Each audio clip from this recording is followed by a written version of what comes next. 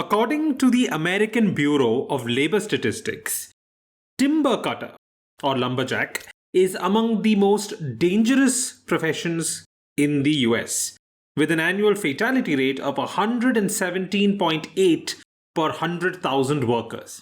That's about 0.018%. However, if you kind of expand or view a profession over a longer timeline, this particular profession X, is even more dangerous, with a historical fatality rate of 8.5% over the past 226 years. So my question is, what profession am I talking about? That is the audience question for this week's episode number 113 of Are You Quizzing Me, your favorite quizzing and trivia podcast show. Welcome one and all to Are You Quizzing episode. Me? I am Vineet Nair with my co-host Aditya Kashyap. This is a quizzing trivia podcast show. Join us as we dive deep into history, science, pop culture, and so much more. Let's get quizzing. So, Aditya, how's been your week? Good. I enjoyed it because I was doing some stuff in the theater space and improv. I was doing some hosting and all the things that I enjoy and I love. I have to, though, ask you, because we are sticklers to a large extent to fact and truth. When you claim your favorite trivia and podcast show, are you talking just to me? Because, yes, agreed. My favorite trivia and podcast show is Are You Quizzing Me? By a slim margin, there are some very close competitors. Sacrilege. Is it just me, or do you have any verifiable sources who have also agreed to that testament? See, as many people may know, we record face-to-face over an internet connection. And when we're recording, the only person I see is you. So I'm technically not wrong when I say your favorite quizzing and trivia podcast show. Got it. So that is a personal statement for me. The rest of the show is for the audience. That one is for me. Got it. Okay. Yes. Yep. Okay, Aditya, why don't you start us off this episode? Well, I had a great week, so why not ruin it by mispronouncing a bunch of words, okay? I'm going to butcher a bunch of languages because I have no proficiency over these languages. And the language that I'm going to be making myself a fool of for today is Ngbandi. I don't even know if I'm pronouncing the name of the language correct, but Ngbandi is how you spell it. And this belongs to a family of languages that is primarily spoken by people in the Democratic Republic of Congo and by the people in Central African Republic. In the language Ngbandi, there is a word which means white water. That has been corrupted by French language to the word X. So the Ngbandi word has been corrupted or modified by the French language to the word X. X became famous across the world tangentially. So not because of what Ngbandi refers to as white water itself, but tangentially, X became famous across the world somewhere in the early, let's say, 2010s. What is the word X that I refer to? A French word which was appropriated from Ngbandi, which is a corruption of the original word, which has absolutely no relation to its original meaning, somehow gained relevance in the 2010s. Huh. Has this got something to do with the native name for Victoria Falls? Oh, no, not that. White water, I was guessing maybe some kind of, waterfall or rapid or something like that. Perfect. You are very close in the sense that it has to do with a natural water body. Is this the origin for Felix Baumgartner's second name or something like that? Early 2010s. Yeah, I can see where you went there. But no, that's much colder. I'll bring you back to the answer slightly by telling you it is to do with the specific river. The Congo? It is a significant tributary to the Congo River. Or more specifically, it is the head stream of the Mongala River, which is a tributary to the Congo River. Okay. The Ngbandi word, which means white water, is the head stream for Mongala River, which is a tributary to Congo. Has it got something to do with capitals? No, not at all.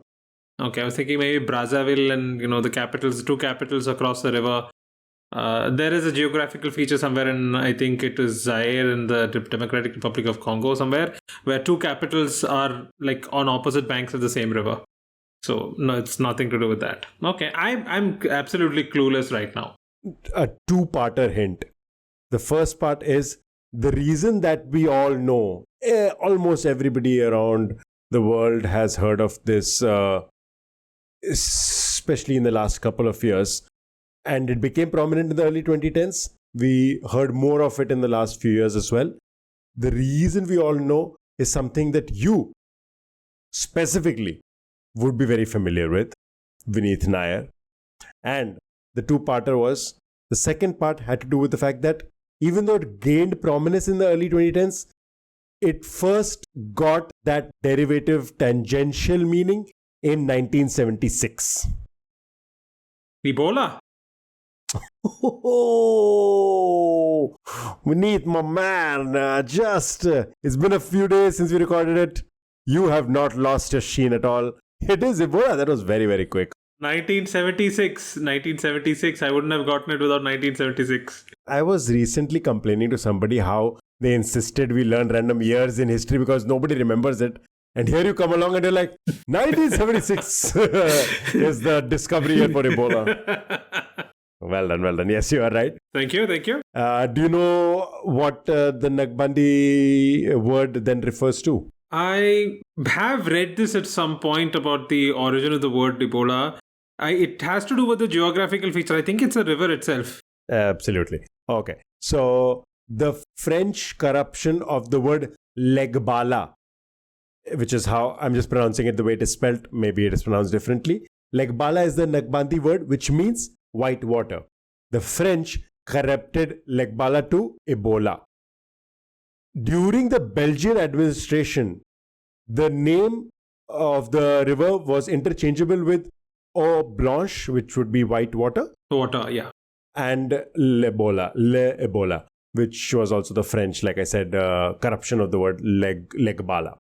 And Ebola River is the prominent headstream of Mongala River, the tributary to Congo River. The Ebola virus was named after Ebola River because even though Ebola virus in 1976 was first identified in Yambuku, which is a solid 111 kilometers away, the virologist Carl Johnson decided to name it after the river so that the town would not be associated with the disease's stigma, which is very thoughtful, which is a very genuinely nice thing to have done. And today we associated with the river, not so great for the river's PR, but at least, hey, nobody is associating it with a village where I presume a lot of people live. Cut to 45 years later and we have a virus which people insist on calling after the country and the market from which it came. Interestingly enough, the reason I encountered this was because I saw one of those very right-wing podcasters on YouTube talking about, hey, why can't we call it the Wuhan virus when we call it the Ebola virus or we call it the West Nile virus and stuff like that. And then you read the history and you realize even in 1976, the virologist Carl Johnson was aware that you can't really associate it to a village because that would give them a bad name, give them a bad rap. And Yambuku is a small village. Wuhan is a big city. Yeah, it is. And he still did not want them to carry the stigma of that virus. Yeah. And he decided to name it after Ebola River. And that's how the Ebola virus gets its name. Fantastic question. If you'd kept the 1976 clue a little further, I would have still been so much in the dark because it just did not. Because Africa and 1976 and I was like, okay. Very impressive. Okay. So moving on from the dark and dangerous world of hemorrhagic fevers to the relative comfort of marketing and brands. Okay, X's iconic bat wing logo was designed in 1967 by Walter Lander and Associates, and it remains a recognizable symbol of the brand to this day. The outline of the bat wing was directly inspired by a design element found on every product Y, which is made by the company X. X initially introduced in the same bold red color as the brand's signature logo The logo has since then appeared in multiple variations, including white, orange, and rainbow editions for annual Pride collections and whatnot. Landor also advised the company to update its all caps logo to include one lowercase letter, a bold move that was implemented in 1971. So I want you to identify X and specify what product Y does X make. Just to clarify, you said Batwing logo. Yes. The official name for that and the shape, if you look at it carefully, is a batwing. Though it may not immediately appear as... But it's a batwing. Once I tell you this and then you go back and look at it, you'll be like, oh, okay. Is it by any chance Bacardi? Oh, that's a bat itself. It's not technically a batwing, but yes, a very good guess, but no. Okay. Yeah, that felt very obviously like a bat, not subtly like a bat wing. Yeah. They were advised to add a lowercase letter in 1970 something. Yes. So the company's logo, basically the name of the brand, was written in all caps initially. So the same marketing firm, which is Walter Landor and Associates, advised them to change one letter to lowercase. Is it Sega? Oh, no, not Sega. Sega is a lowercase e, right? It doesn't immediately spring to mind, but I'm guessing I'll take your word for it. Yeah. No, I might be wrong. I might be completely wrong. Okay. But I'm just trying to think of something like a Batwing. I'm trying to think of like some aerodynamic design, which I think Sega has. What aero? Again, something that comes to mind, and I know it isn't the right answer because that is after a mountain, but the Adidas, the three stripes, but not a wing, that's a mountain. So the clue that I would like to give you is, again, a part of the question itself, that the Batwing logo was directly inspired by a design element found on their major product, Y. No, this could be literally anything right now because I am very, very clueless. So maybe even like a narrow down of what. I would not be surprised if you would find one of their products in your home right now.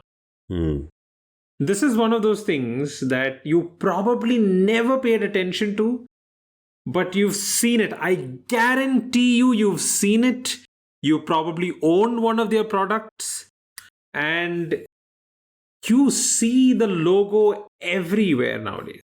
Like you go to any major city in India, you've probably seen that logo. Okay. The primary color of the logo is red, but obviously they do make the changes whenever they require. None of those things are computing because red design element in the primary product, Batwing, small case, lowercase letter in the company name. What? No. Red? I can't build too many red logos. No, there are a lot of red logos, obviously. Actually, no, you're wrong. Yeah, Coca-Cola. Okay, let me give you what may be a giveaway clue. I would like you to picture the image of two horses trying to pull something apart. This is I feel like this is one of those. I remember playing the brand logo game. It's either a fashion brand or it's a money related thing. I will give it to you. It is a fashion brand. It's not YSL. Wow, no, I'm gonna blank on this. This is just at the back of my head. The fashion brand. Deepika Padukone and Diljit Dosanjh are their two global brand ambassadors in India. Is it Hermes? No, it's not Hermes. It's something much more accessible. Trust me, if you said YSL to the average person on the street, they wouldn't recognize it. Hermes would be like, what? But you say the name of this brand, I guarantee you almost anybody living in any metro city in India, forget it, and the world would remember this name. They know this name. They know this brand. It is the OG of its category. Embarrassing myself now. No. This is one of those questions I picked for the very reason that you may never have noticed this. I don't know if I know what the logo for Jockey is. Jockey has a stick figure man, nah? I was thinking horse, jockey. Yeah. Okay. No, wow, I can't think of what? This is gonna be very embarrassing. This is not embarrassing. I said, as I said, this question was deliberately crafted and specifically picked because I was absolutely sure that you would not have noticed this. Because when I read it, I hadn't noticed it. Tell me, what is it? Okay, I'll give you one last clue, okay? The Batwing logo's shape is a mimic of a stitching pattern found on their premier product. A stitching. I'm actually wearing one right now, but I'm not going to get up and show it to the camera. It's some jeans then, pants or jeans. Aha. Levi's? Yes! Oh, Levi's is, yes, now that you say it. But that's not the one that they use commonly. They use the Batwing logo with the... is it their old logo used to be two horses or something like that? No, okay, so the leather kind of tab on the back of every Levi's jeans has a pair of jeans being tried to be pulled apart by two horses. But that's not their official logo. I gave that as a clue for you to try and get to the answer. Got it. Okay. Their official logo is a very minimalistic Batwing style logo with Levi's written in all caps except for the letter E. Of course. Yes. Yeah, you're right. And if you look at the back, I don't want to show my behind to the camera, but if you look at the back pocket of every Levi's jeans, you will see an arcuate stitching pattern. It is that which inspired this logo, and since 1967, that's been their logo. That's so interesting. Yeah. All of it makes sense once you tell me the answer. Yeah, I know. The lowercase letter, the stitching pattern, the Batwing. Oh, the red. The red. Oh my God. Why did I not realize it to the red? Yes. It's one of those things you never notice. It's so ubiquitous. I don't know if I'm secretly, without realizing, very bougie, because I thought of Hermes, which does have a horse. And in my head, I'm like, Ralph Lauren, that also has only one horse. Oh, God. All of these brands, which are a lot more luxury brands than Levi's. Wow, okay. Yeah, I'm a little embarrassed, a little self-conscious now.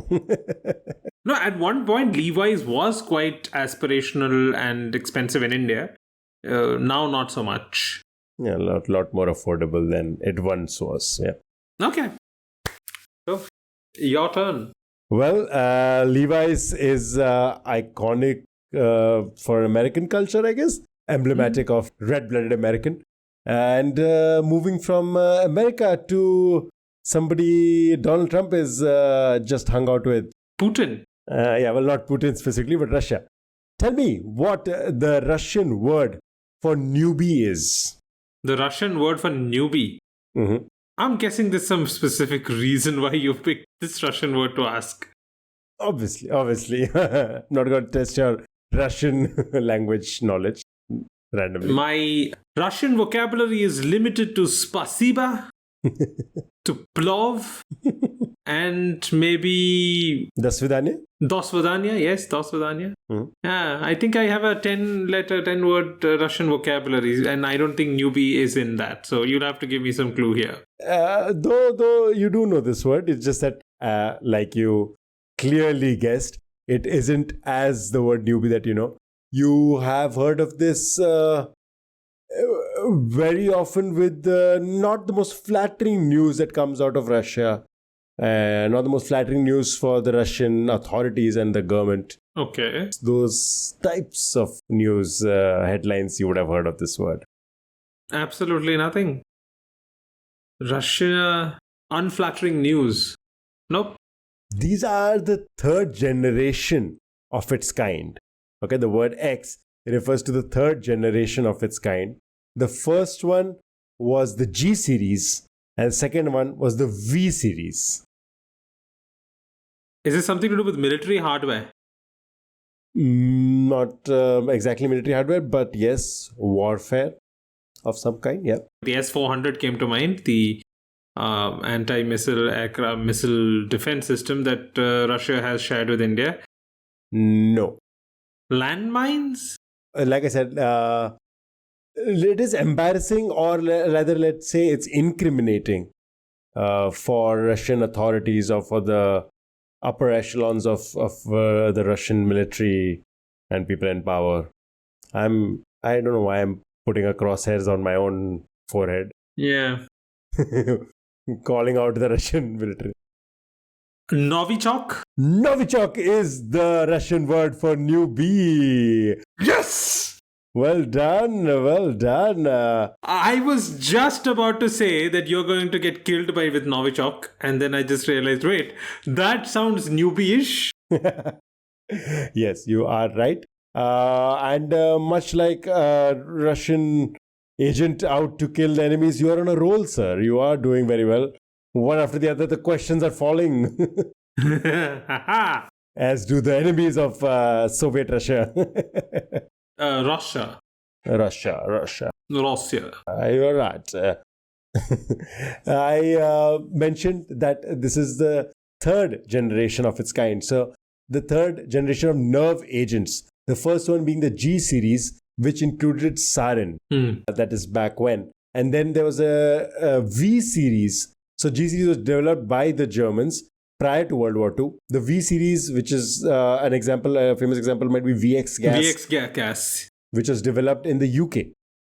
Novichok was developed by the Russians in the 1970s, and in the last few years has taken down some very, very prominent people, including, I believe, a British citizen. Yeah. British citizen who was a spy, and his daughter, as well as Navalny, Alexander Navalny, who was poisoned on a plane. Very, very blatant attempt at his life. And he fortunately survived that, but eventually he passed away in very suspect circumstances while he was imprisoned in Russia. But coming back to the history of Novichok, Novichok translates colloquially from Russian as newbies. So this was the new generation of, it's such a terrible bastardization of the word newbie. Like, newbie is such a nice, cute, almost like somebody ribbing somebody in a fun way word, harmless word. And then they use that word to mean Novichok, which is one of the deadliest toxins ever developed. And there were four criteria that were laid out when they were developing it. First one was that it could not be detected by the then standard NATO chemical weapons detection sensors. Second one was it should have the potential to circumvent chemical weapons convention. The third one was it should be easier to produce using methods and materials prevalent in pesticides industries, which would make it very easily available. And the fourth one was it was designed from the outset to be binary chemical weapons where two relatively non-toxic materials are mixed together just before dispersal to minimize the danger to the person who is administering the toxin.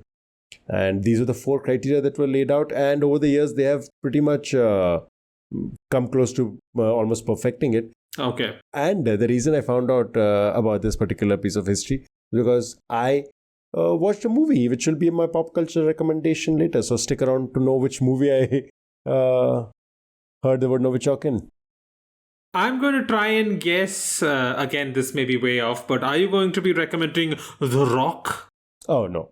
Okay, then I'm going to recommend The Rock because that was my first exposure to VX nerve gas. Because the whole MacGuffin in that movie was VX nerve gas. Ah, okay. And it's got Sean Connery and Nicolas Cage. Come on. You know what? I just realized if I tell you which movie I saw it in, that's a spoiler for the movie. And it's a relatively recent movie. Is it Weapons? No, not that recent. Not that recent. Okay. Because I haven't watched it. I have no idea what's it about. Everybody's been talking about Weapons, so I heard like 3 different people mention it today. So I have to watch it too. I haven't seen it yet. Yeah. No, this was some movie I saw on Netflix. You know what? I will not say anything about it right now. In the end, I'll give you the name, but feel free to skip past that part. Spoiler alert will be mentioned. But at this moment, I hand it back to you, Vineet. Hit me with your question. Okay, so as you know, these kind of nerve gases are developed in really, really remote organizations and institutions. Speaking of one such one, this institution is notorious for its abysmal security record. with numerous high-profile patients managing to escape and a disturbingly high number of staff members also turning rogue, often afflicted by the very conditions that they were meant to treat. Originally conceived by its founder as a project to remodel his family home for the care of the mentally ill, this institution has since become infamous. Its name is derived from a fictional city created by a celebrated author, and the characteristics of that city uncannily mirror the chaos and dysfunction associated with the institution itself. What is the name of the institution, and which author inspired it? So when they named it, they knew that the inspiration itself is... Oh no, happy coincidence. Oh, okay. So when the person who founded the institution named it, they probably didn't know. But you're not wrong either. There is a little bit of nominative determinism going on here. I don't know why I'm speaking in an English accent, but I like it, so I'm going to continue. Is that a hint as to which part of the world this could be in? Not exactly. Never mind then. I will abandon my terrible English accent. There is an English connection that exists only in my head. We are all very eager to know what that is, Vineet. Your internal connections are actually the most exciting part of your questions usually. But you know, when you first started this question, my instinct was to say Xavier School for the Gifted. Ah. It has terrible track record with people escaping and then doing their own thing. But no, that's not named after a fictional city. That's just named after Charles Xavier. Yes. Sorry, give me the part about people escaping and something about those who are supposed to... Yes. So there are numerous high-profile patients who have escaped, and also a disturbingly high number of staff members who often get afflicted by the very conditions they were meant to treat.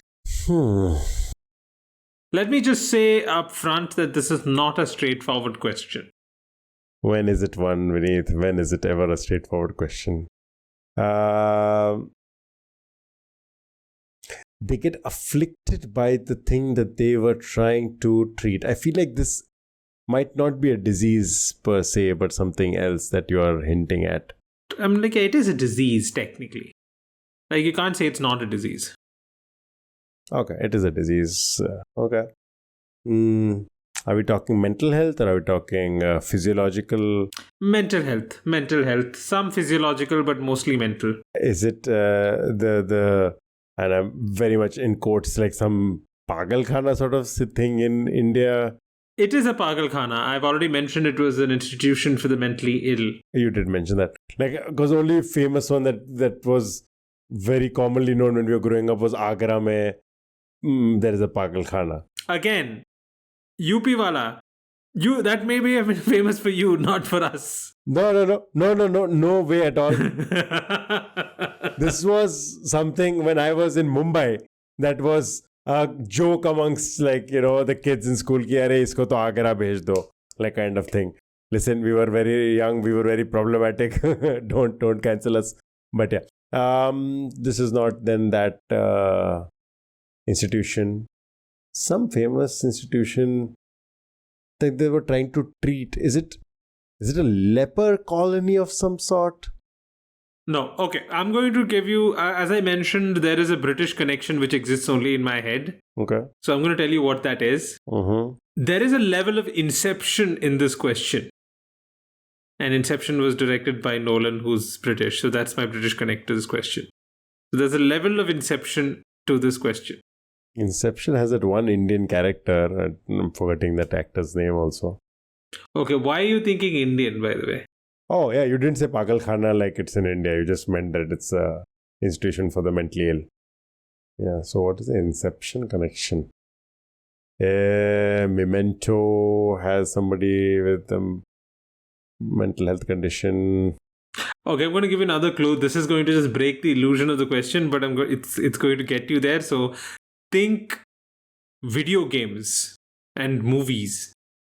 Arkham Asylum. Yes, finally. Okay, so.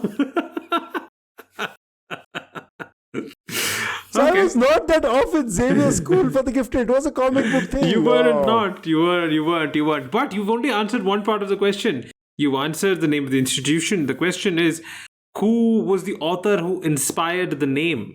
I don't know why, but very often in these things I'm inclined to say Stephen King. But Stephen King, it doesn't fit the timeline though. Yes, does not. Absolutely does not fit the timeline. Arkham Asylum. I want you to think towards the early parts of the 20th century. Yeah, that's what I'm also trying to figure. That author's name itself has become an adjective. Ernest Hemingway, because he was very earnest. I don't know. No. Oh, come on. Seriously. Kafka again, but not. No, actually, Kafkaesque is an adjective. But not. He's not American. No. No, I don't know which author has. Okay. Maybe you're not very familiar with his oeuvre, but have you heard of H.P. Lovecraft? Lovecraftian, of course. Yes. But I didn't know there was an Arkham connection though. Yes. So the name Arkham is a direct nod to the fictional city created by H.P. Lovecraft, known for its atmosphere of eerie dread and supernatural horror, making it a fitting inspiration for the asylum's chaotic and sinister ambience. And the people who are there to cure the diseases are very often afflicted by it. Yep. Look long into the abyss, and the abyss will eventually look back at you. That, I think, was Nietzsche. I think it was the niche, yeah. Harley Quinn. Harley Quinn was a doctor, right? I believe. Yes, Harleen Quinzel was her name. She was a psychiatrist with apparently 3 PhDs or 2 PhDs. I don't know why all these fictional characters happen to have multiple PhDs. A PhD itself takes like 7 years for you to do. That's after your master's. So you finish your master's and then you spend another 20 years doing PhDs. And then you become a doctor and you're still, in your 30s? That's how you become a super villain, Vineet. You do 3 PhDs and the world makes you.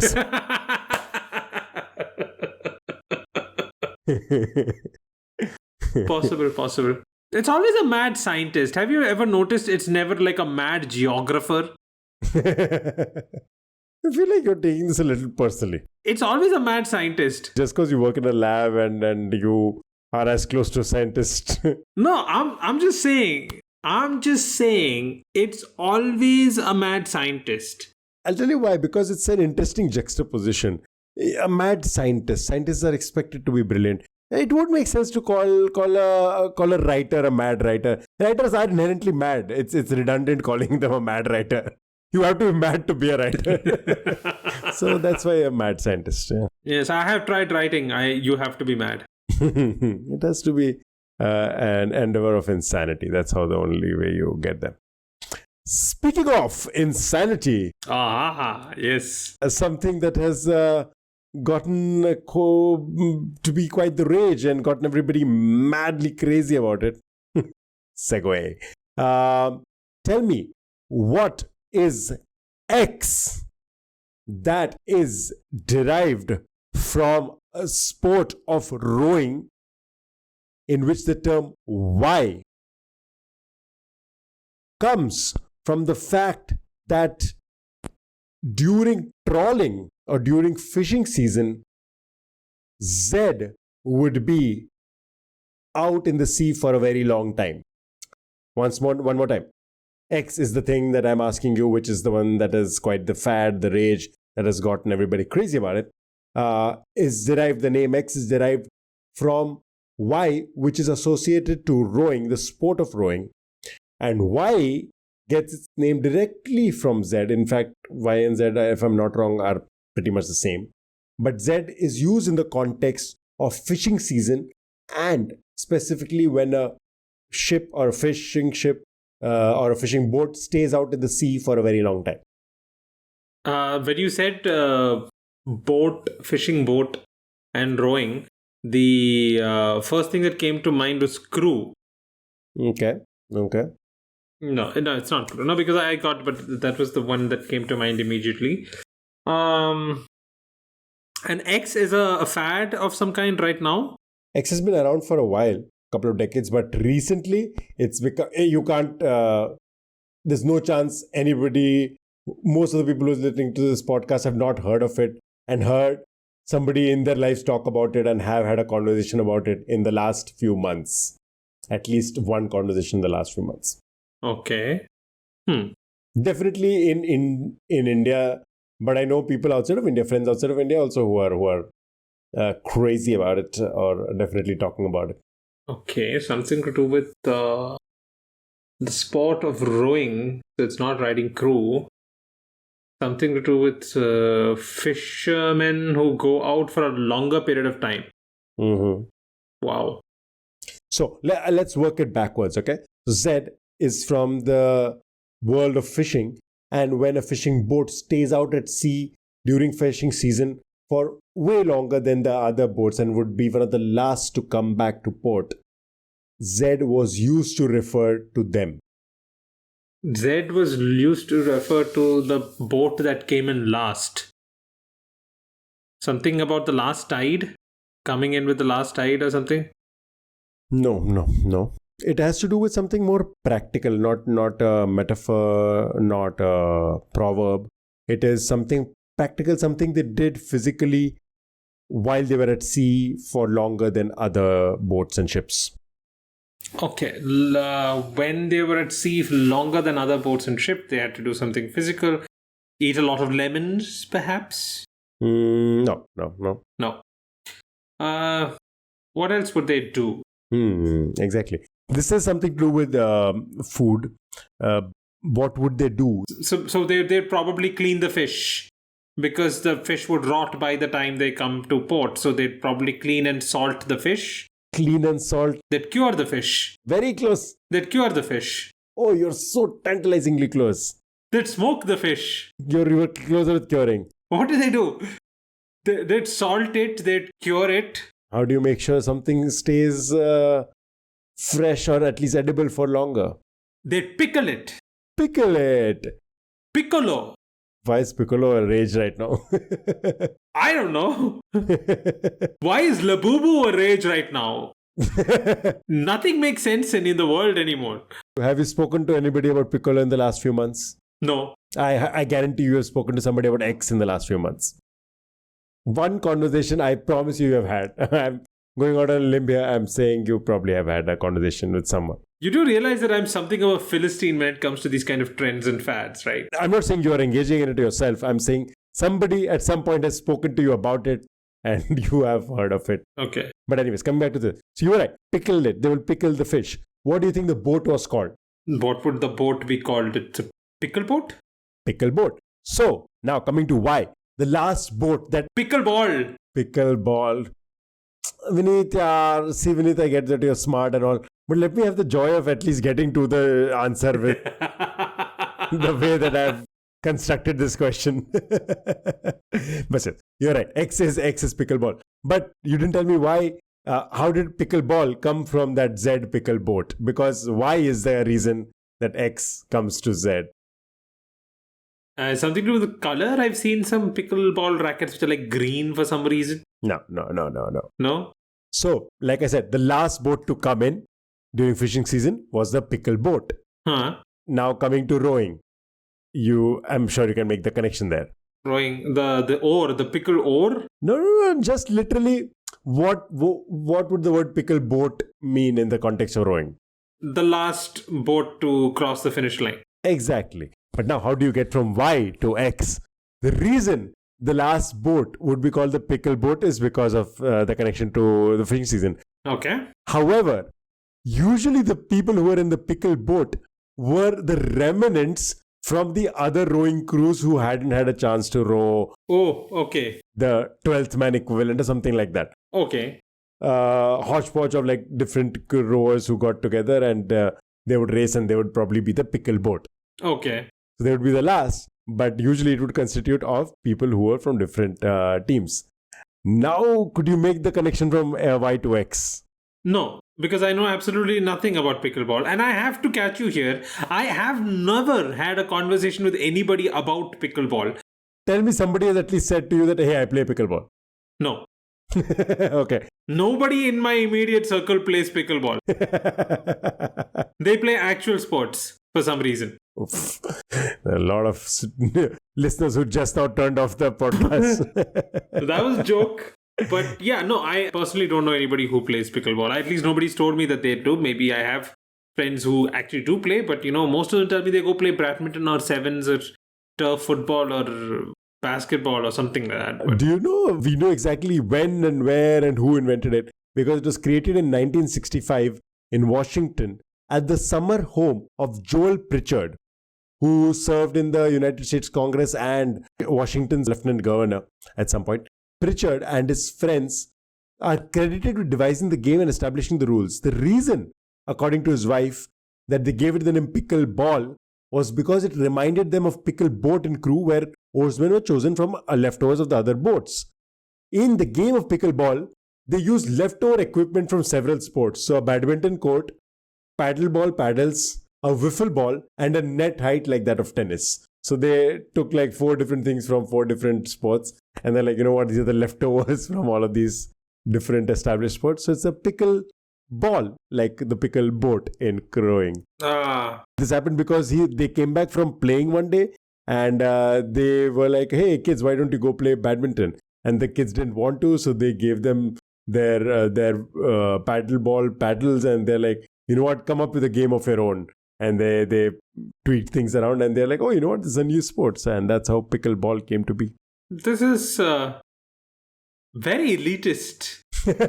Just imagine that you're naming a sport and you name it after, let's name it after the boat that comes in last, the Ivy League boats that we have. And it's supposed to be an accessible game now. It has evolved. But anyway, nice question. Great question. I would never have made the connection, by the way. And pickling. Nice. Very nice.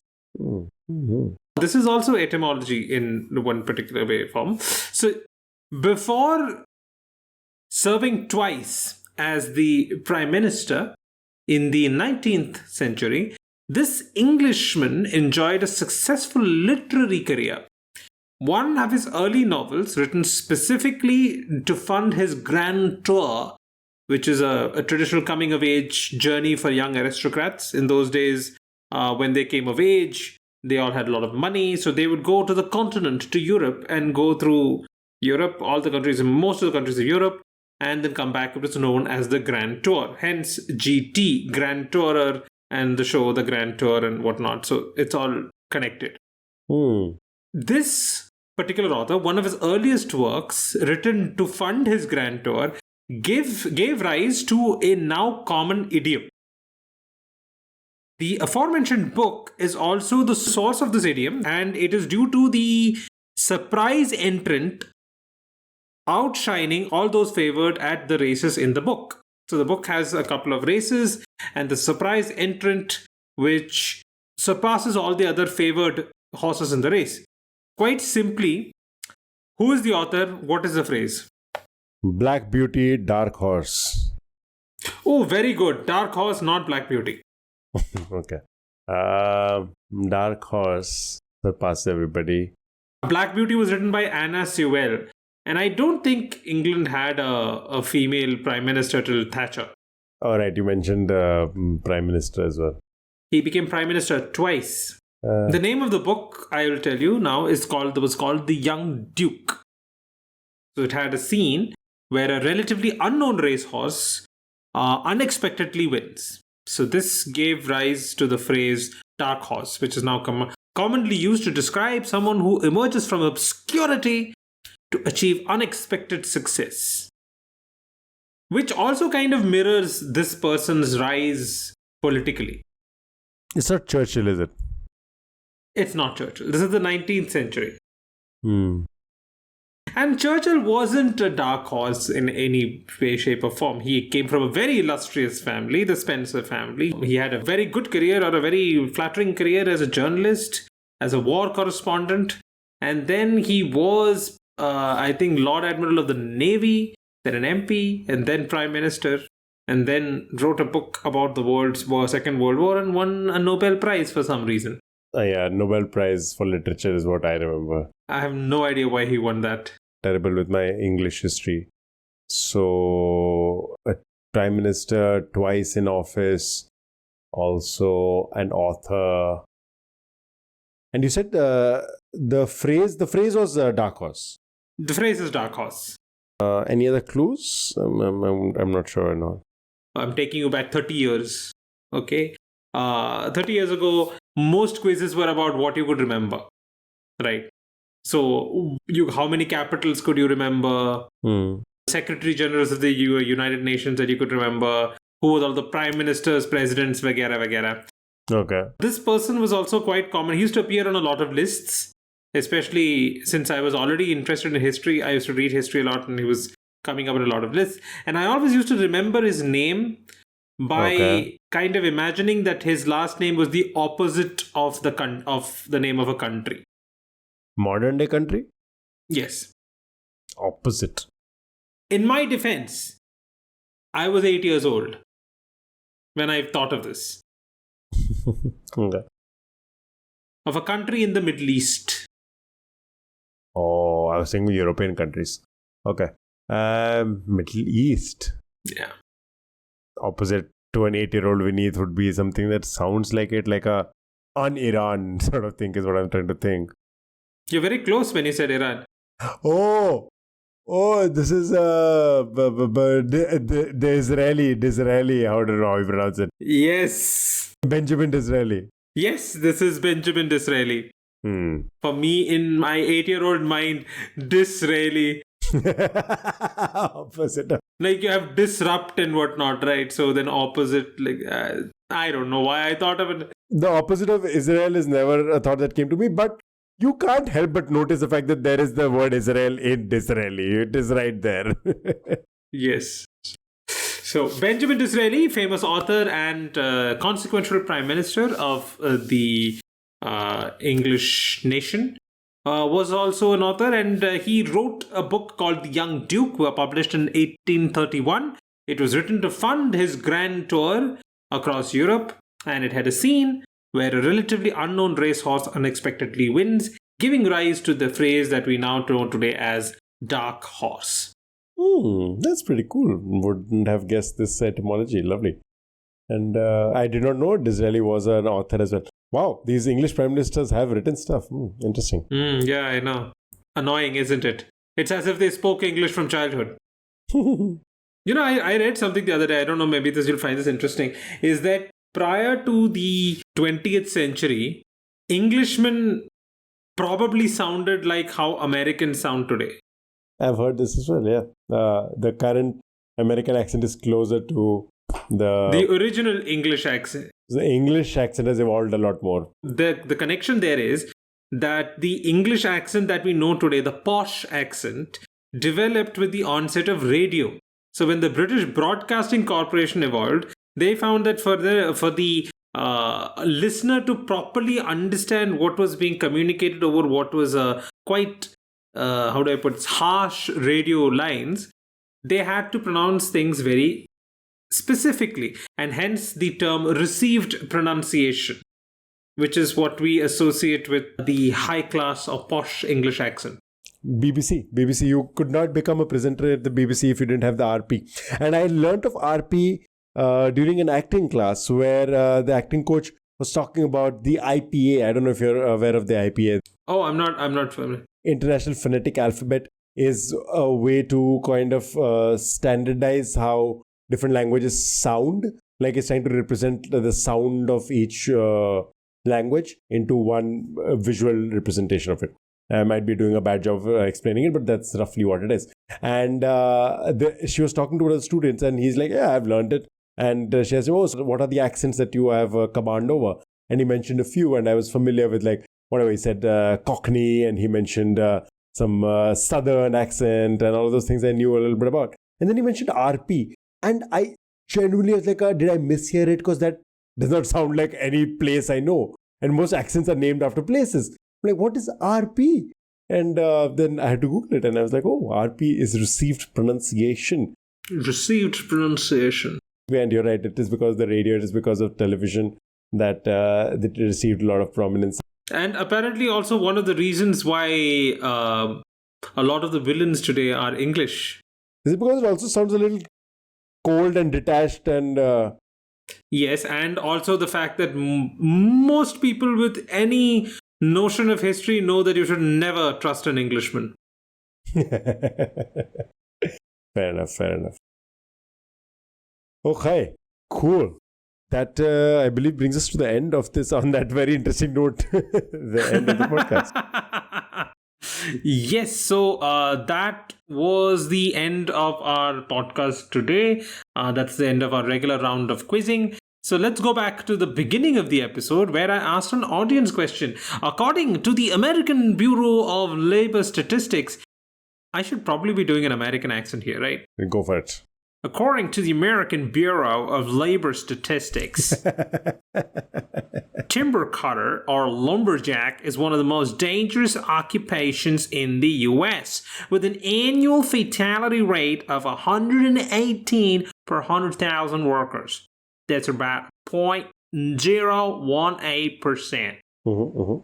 However, when viewed over a longer timeline, X, which is I'm talking about a profession here, is technically even more dangerous, with a historical fatality rate of 8.5% over the past 226 years. So which profession am I talking about? That accent traveled the world like... Okay, I'm not an actor. Okay, I've never had to use accents for anything apart from making fun of people. Due credit to you, it was just like an ASMR video of all the accents in the world.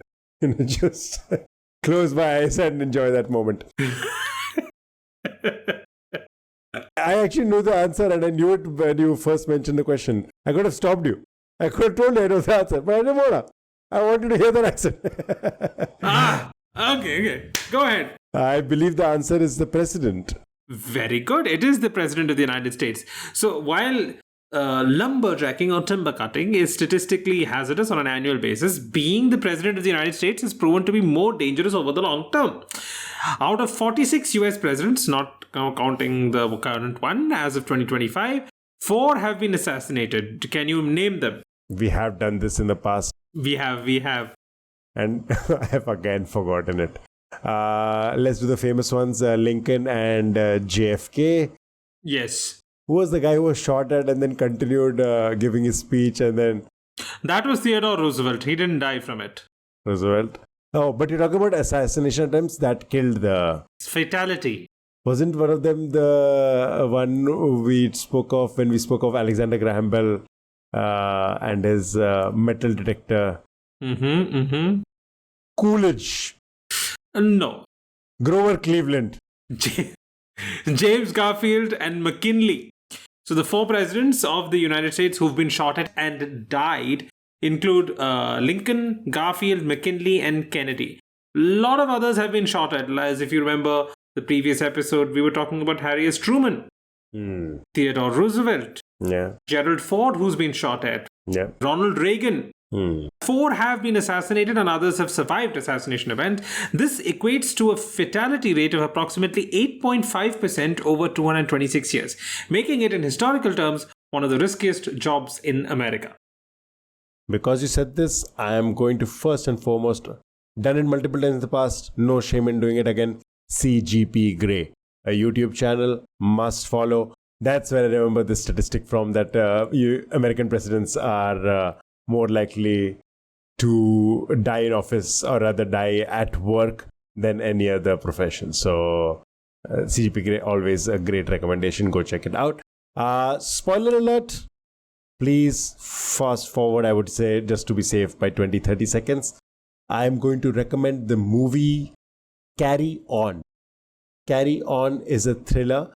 And it isn't a major spoiler. There is like a question mark as to what is the dangerous thing that is being carried on in the luggage. And you realize at some point in the movie that it is Novichok. A great movie. And especially because it featured Jason Bateman. Recently, I recommended Arrested Development. And I guess it came up on my feed and I was like, you know what, I'm going to watch some Jason Bateman. So I checked that out. Another Jason Bateman, which was I wouldn't say great, but definitely worth a watch if you want to check out some interesting out of type casting. The other movie that I would recommend is The Gift. This is directed and features Joel Edgerton. Edgerton, I think the pronunciation is. My bad, Edgerton. And Joel Edgerton was in one of my absolute favorite movies, Warrior. And in this film also, he does a pretty decent job. And he's directed and written and produced it as well. Jason Bateman is in it as well. I think I've recommended Ozark in the past. Yes, you have, but yes. One more recommendation again for Jason Bateman. The other and the last thing that I would recommend in this Jason Bateman series is this thing called Batman versus Bateman. It's a comedy sketch. You have to watch it. Have you seen it? Yes, I have. I have seen it. Hilarious. Loved it. Go check it out. Oh, you know what? My bad. I'll recommend one more thing. Jason Bateman has a podcast as well that he does alongside Will Arnett. Oh, okay. Also from Arrested Development. And I'm forgetting the name of the third host. And they invite pretty famous people. I've heard some of my favorites. I've heard Jon Stewart and some other folks. And it's a pretty funny podcast. It's a great chill listen whenever you have the time for it. So check out that podcast. Check out these movies. Check out Ozark. Check out that comedy sketch as well. Just a Jason Bateman love bomb for you. Okay, that I've already mentioned my first recommendation, which was the movie The Rock, which is a Michael Bay movie. For those who don't know, it's a Michael Bay movie. It's a fantastic movie. It's one of his better movies, to be frank. So it stars Nicolas Cage, Sean Connery, and it has a banger soundtrack. The background music is just fantastic. And I'm not going to spoil it, but Sean Connery is playing a character who's very heavily hinted to be someone else. So I probably should just watch that. Speaking of Michael Bay, he has directed a lot of movies. I would also again recommend just trash watching, these kind of airport watch movie. You just watch it without, turn your brain off and just watch it. Makes no sense. The dialogues are very kitschy and God knows what are the adjective I can use. But some of them are pretty good. Bad Boys and Bad Boys 2 come to mind immediately. The Rock is another one. Armageddon, again, superb soundtrack and horrible performances, but again, it's a trash watch that you can do. And again, there's a movie called Pain and Gain, which is not one of his major hits, but I would definitely recommend. It stars Dwayne "The Rock" Johnson and Mark Wahlberg as steroid-abusing bodybuilders, basically. And finally, 13 Hours, The Secret Soldiers of Benghazi. I really enjoyed that. Ambulance was also pretty decent. It had a very unhinged performance from Jake Gyllenhaal. And finally, there's the movie, I don't know if you've heard of this movie, called The Island, which stars Scarlett Johansson, and it's a Michael Bay movie. Wow. There was one specific scene where there's a bit of vulnerability between Scarlett Johansson's character and Ewan McGregor's. And Scarlett Johansson, and this is peak Scarlett Johansson, mid-2000s Scarlett Johansson, who volunteers to Michael Bay to appear nude in the scene because she feels that it will add to the character and that particular scene. And Michael Bay said no. Okay. This is a piece of trivia that's floating around about The Island. That's practically the only piece of trivia I know about that movie. But yeah, Michael Bay said no to Scarlett Johansson, who volunteered to appear nude in a scene. I don't know if this is my favorite trivia podcast anymore. I don't know. I might downgrade it to number 2 now. And that's all for this episode. Thank you all for listening in. We hope you enjoyed the show and learned something new. If you liked what you heard, and maybe not, forgive me, please consider subscribing to our podcast and leaving a review on your favorite podcast platform. Or if you're catching this on YouTube, please like, share, and subscribe. It helps us reach a wider audience, allows more people to discover and enjoy the show. We'd also love to hear from you, feedback, suggestions, and even trivia. I have to say that we have got a lot of emails from a lot of listeners who've given us questions. It's just that we have such a big bank of questions right now that we are actively trying to fit those in. So please be patient. Your questions will pop up in an episode coming in the future.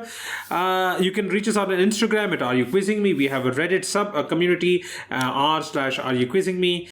And we have been now trying this new experiment of video episodes. If you're watching us on video on Spotify or on YouTube, this takes a lot of effort, and hence we may not be as regular in our programming, but we are getting used to it now. So please stick with us a little more. We appreciate your support and look forward to sharing more episodes with you in the future. Thanks again for tuning in, and have a great day. Join us next time for more such trivia. See you guys next week on your second favorite trivia and podcast show.